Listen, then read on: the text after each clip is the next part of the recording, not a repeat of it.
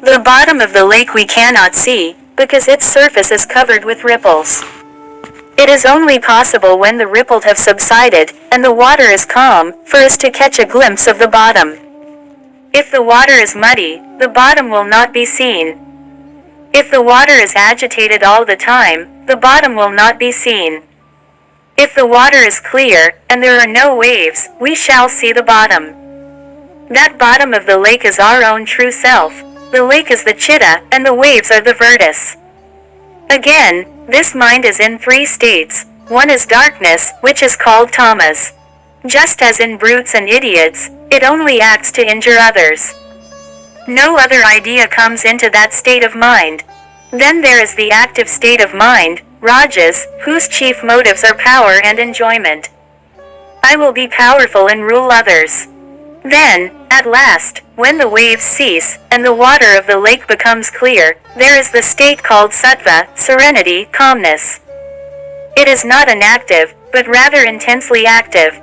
It is the greatest manifestation of power to be calm.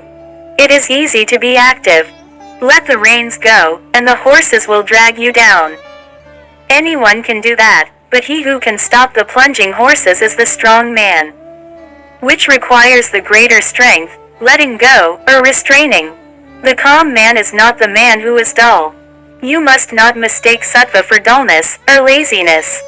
The calm man is the one who has restraint of these waves. Activity is the manifestation of the lower strength, calmness of the superior strength. This chitta is always trying to get back to its natural pure state, but the organs draw it out. To restrain it, and to check this outward tendency, and to start it on the return journey to that essence of intelligence is the first step in yoga, because only in this way can the chitta get into its proper course.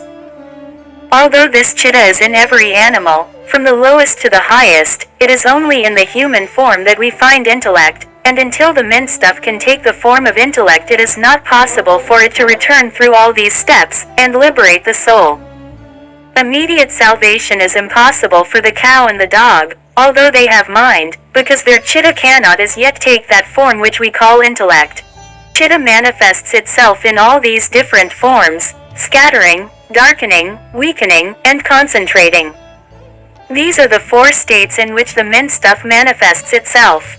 First, a scattered form is activity. Its tendency is to manifest in the form of pleasure or of pain. Then the dull form is darkness, the only tendency of which is to injure others. The commentator says the first form is natural to the devas, the angels, and the second is the demonical form. The ekagra, the concentrated form of the chitta, is what brings us to samadhi.